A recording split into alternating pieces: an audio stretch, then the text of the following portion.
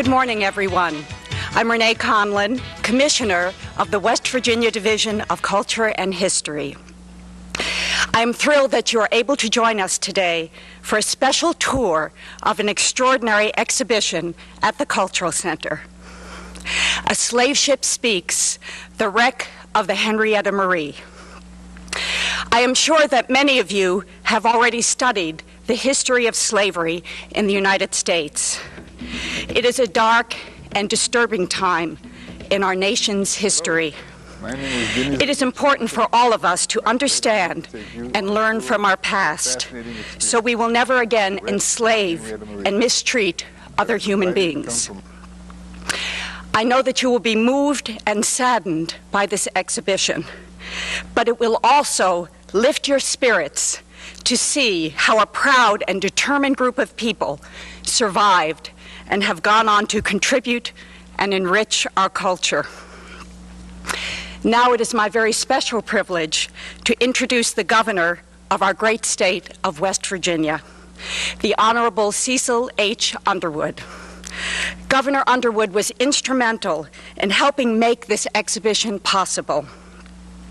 He has been very active in initiating conversations about race relations in West Virginia.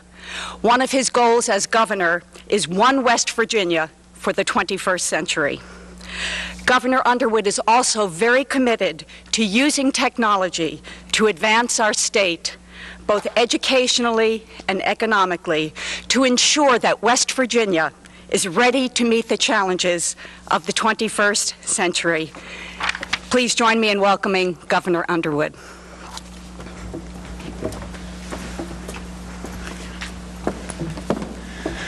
Thank you, Commissioner Conlin. Thank you especially for the marvelous support you have provided here in the Culture Center for this exhibit. Thank all of you for joining us this morning for an exciting program. Today, I'm pleased to introduce you to a powerful exhibit which is on display here at the West Virginia Culture Center from now until June 20, our state's birthday. The wreck of the Henrietta Marie showcases the remains of a slave ship that sunk in the waters off Florida 300 years ago. The ship was involved in the triangular slave trade involving Europe, Africa, and the American colonies. European merchants traded goods for enslaved men and women in Africa. Those Africans were then transported to the colonies in our hemisphere for money or other goods available in this part of the world. As each of us gets a chance to visit and study this exhibit, we'll understand better the realities of slavery in past centuries. We will be confronted by the reality of shackles and imagine more realistically how they held human beings in inhuman conditions. We'll be confronted by the confining conditions of enslaved Africans within a tiny ship, and by the attitude of hate and mistrust that still confines too many people. In some ways, the relationship between people of different races today continues to evolve from centuries ago when African men and women were treated as property and not as people. Too many people today are still shackled by racism and confined by hateful attitudes toward people who are different from them. Illiteracy, poverty, excessive use of drugs enslave people as surely as the shackles of this slave ship. But all of us are different from each other in wonderful ways. And by learning about our differences, we grow to become better people. We can learn from each other and from the lessons of history.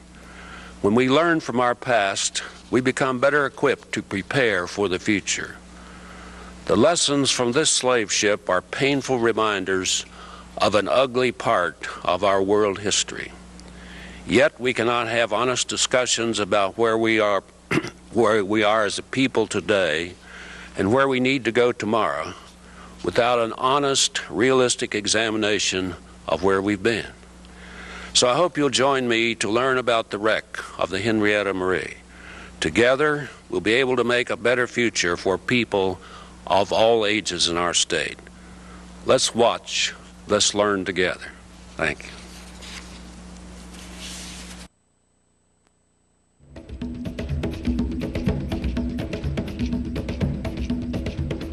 Hello, my name is Dinizulu Tinnie, and it's my great honor to take you on a tour of a fascinating experience, the wreck of the Henrietta Marie. I've been invited to come from Miami, Florida, not very far from where this wreck was found, which was off of Key West, 40 miles away from the southernmost part of the United States.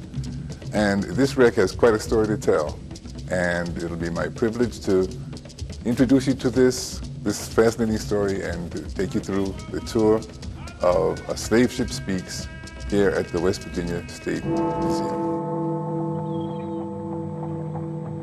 Although the history of Africa, and even the history of Africans in America, began centuries and centuries before the sailing of the Henrietta Marie, the story of the Henrietta Marie begins right here in London in the 1690s. And in this part of the exhibition, we have some wonderful information, some images that show us what life was like at that time in London and how this new business called the slave trade was going to fit in.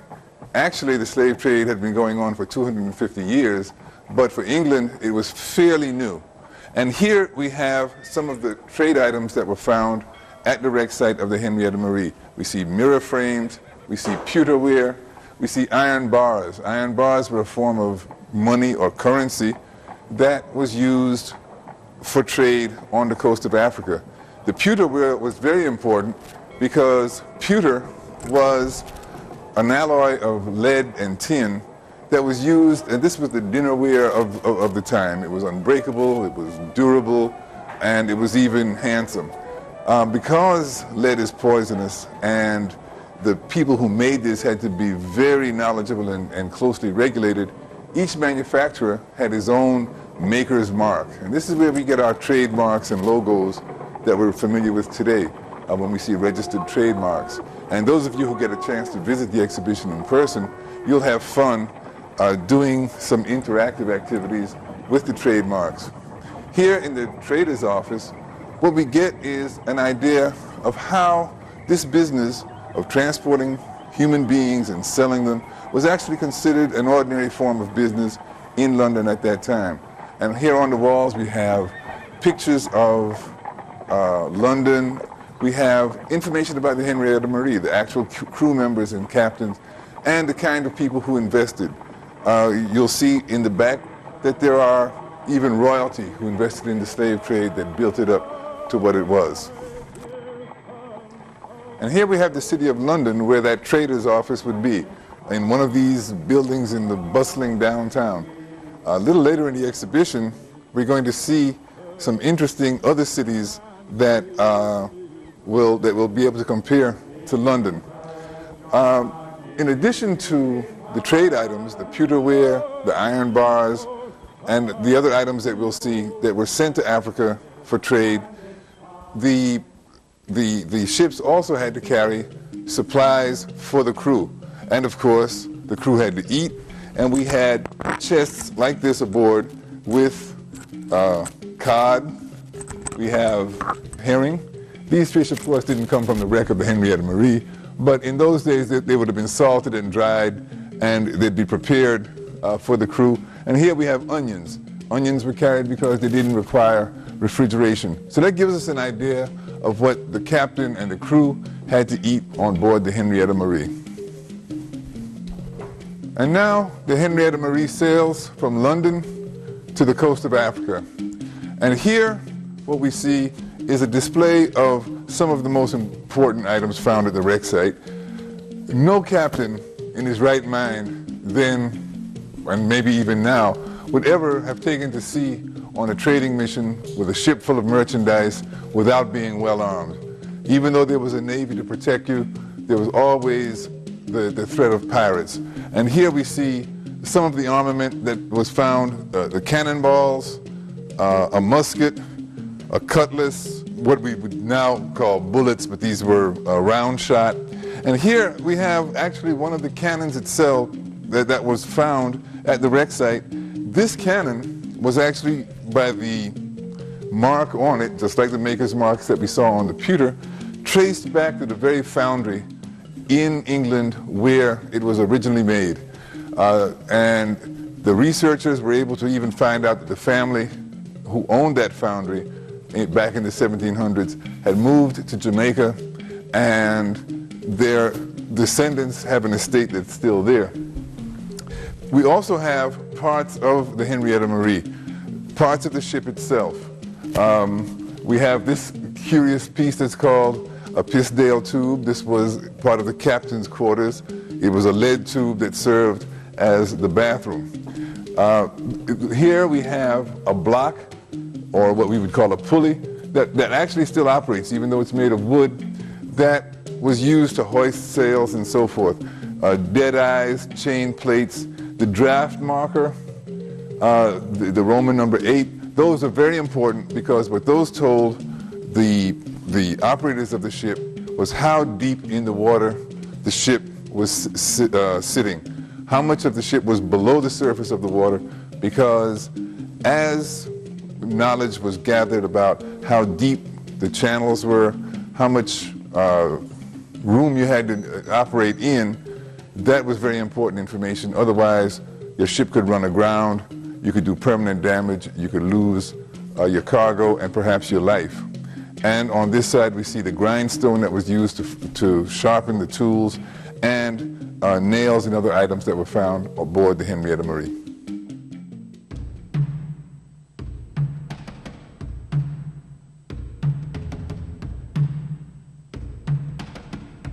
And now we're in Africa. The Henrietta Marie, loaded with trade goods, well fitted with armaments and weapons and cannonballs to defend herself, arrives on the west coast of Africa.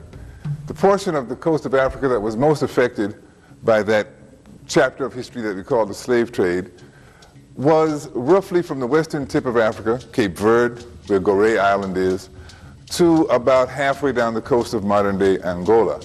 A whole stretch of West Africa with a huge diversity of cultures, languages, and yet a lot of traits in common.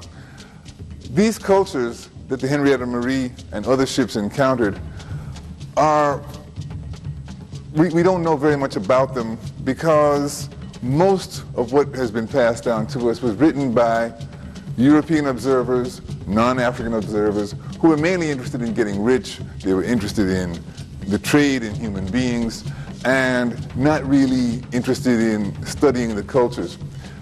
As European countries established themselves along the coast, they began to establish fortified trading posts, what came to be called slave castles or slave forts. The Danish, the French, the Dutch, the Portuguese, the British, the French, and so forth. Here in this part of the exhibition, we don't have much that has come from the wreck site that tells us about Africa, but we do have some pictures, some images, some engravings that were made. For example, here we have the city of Benin, which was an important city in West Africa. It was the capital of a kingdom. It's still well known, famous for its cast bronze sculptures. We have images of the fine craftsmanship that went into items like this salt cellar. This is probably a little more elaborate than the salt shaker you have on your table at home. That was made from ivory. But one of the very important things for us to understand when we come to this part that says slavery and war is why we say that the slave trade was so-called slave trade. What the ships encountered, the cargo that they loaded the holds with, were not slaves, but these were human beings. These were people with families, with lives, with loved ones. They were not, as the people who were carrying on this trade, just a commodity. And one of the most confusing parts of the story is when we talk about slavery in Africa. The very word slave, we should understand, is not an African word. In fact, it comes from Western Europe. In Western Europe, in the 1400s, 1500s, 1600s, there was a system called feudalism, where the lowest people on the social ladder were called serfs, from the Latin word that is translated as slave. These were peasants who did not own the land. They worked it for wealthier people who in turn protected them within the castle walls.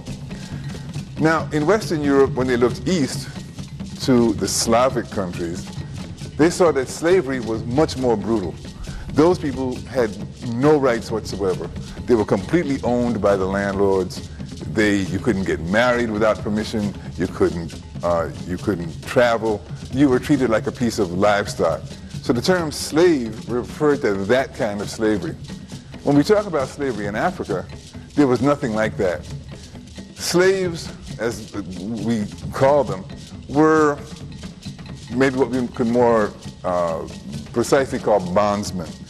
People who were in servitude to other people. Sometimes these were criminals, where the Council of Elders decides that you've wronged this person, so you have to be owned by this person. You have to work for him or her for a number of years.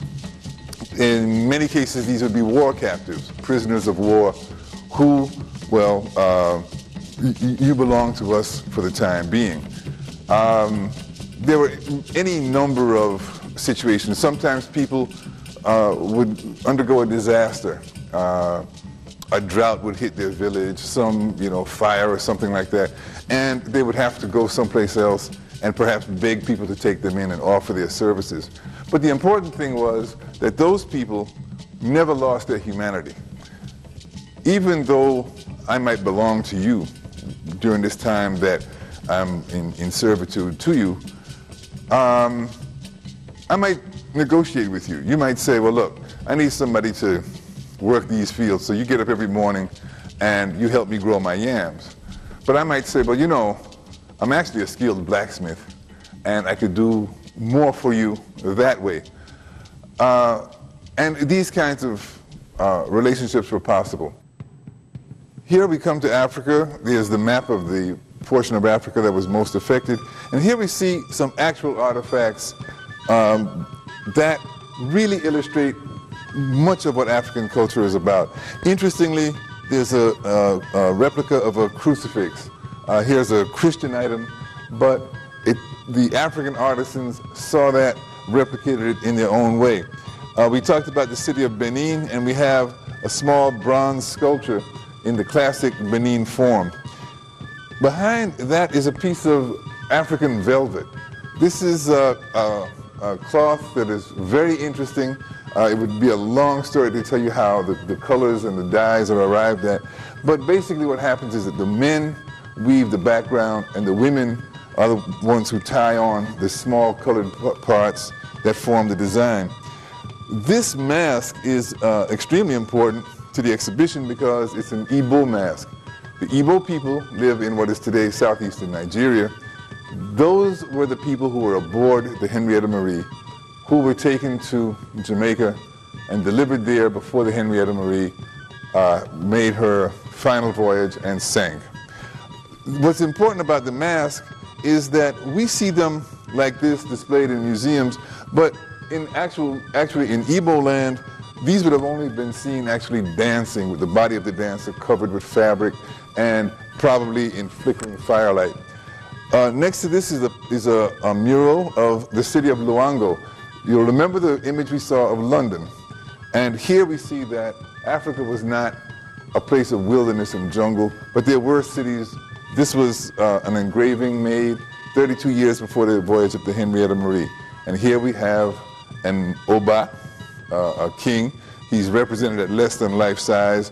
But when we look at the Benin sculpture, we have the Benin sculpture represents you see the armor consisting of iron beads around the neck and protecting the throat area and so forth. These are just a few indications of the fact that Africa was well on its way to development parallel to Europe, but was very much disrupted by this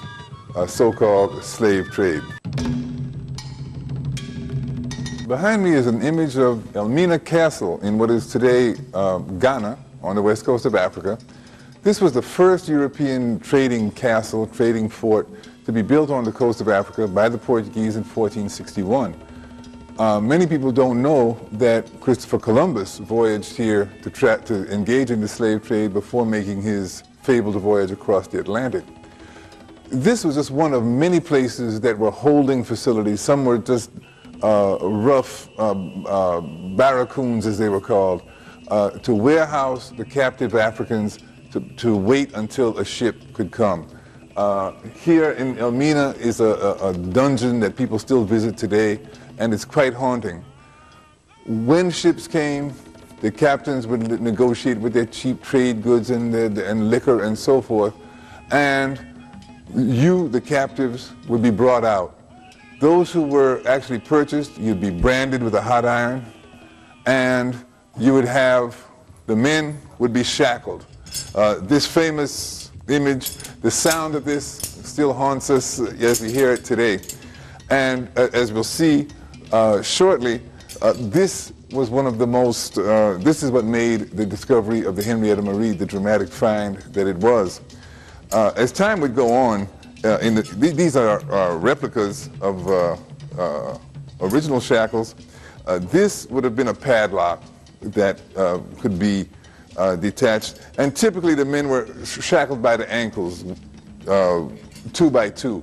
This, of course, prevented anybody from escaping or, and certainly confined people's movements.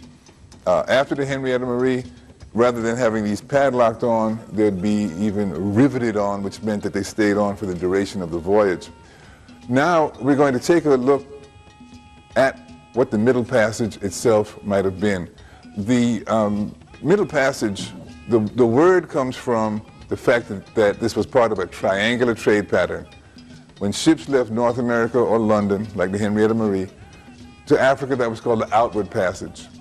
When they returned from the Caribbean, from the West Indies, from the Americas, with indigo, rice, tobacco, cotton, sugar, all those things grown by enslaved labor, that was the homeward passage. And between those two was the Middle Passage, and that's where that word comes from.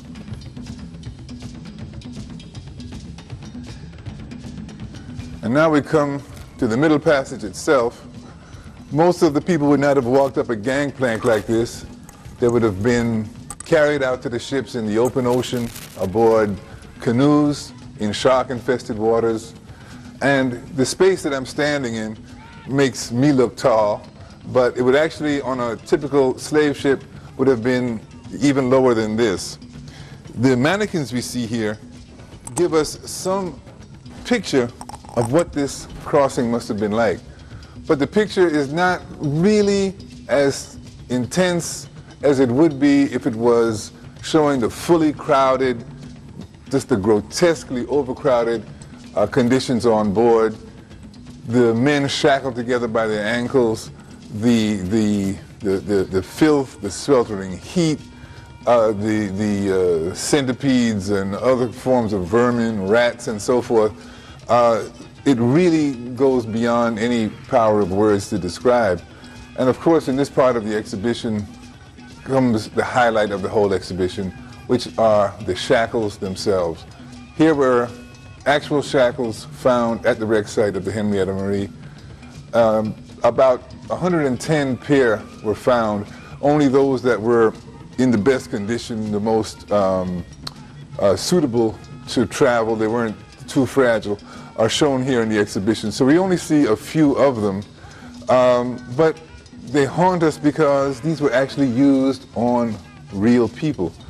And I think what's most terrifying of all is these small shackles that books will say, oh, those were used for the wrists, but they were small enough for children. And I think the very sight of that just takes us to a part of this whole story that really there's nothing more that can be said about. They speak for themselves. And now the Henrietta Marie arrives in the Caribbean. The voyage might have taken 8 weeks in the best of conditions. If there were storms or calms, it could take 3 months, maybe longer. The people, the Igbo people who survived, were taken to Jamaica. The same scene was repeated all over the New World. Those of us who are old enough to remember Alex Haley's Roots, remember Kunta Kinte at the end of that voyage, and the ship finally slowed down to a stop, and everybody was wondering, oh, is it over? The one thing he knew is that whatever came next was going to be worse than what had happened up until then. And so it was. The auctions, the indignities of people treating you like an animal, grabbing, pawing, groping on your body, people competing, the terrifying scene that these Africans arriving in this strange world had to be subjected to. Behind me is a mural showing a typical sugar plantation and the sugar mill that was the heart of the whole thing. As you can see, it's being turned by animals and so forth.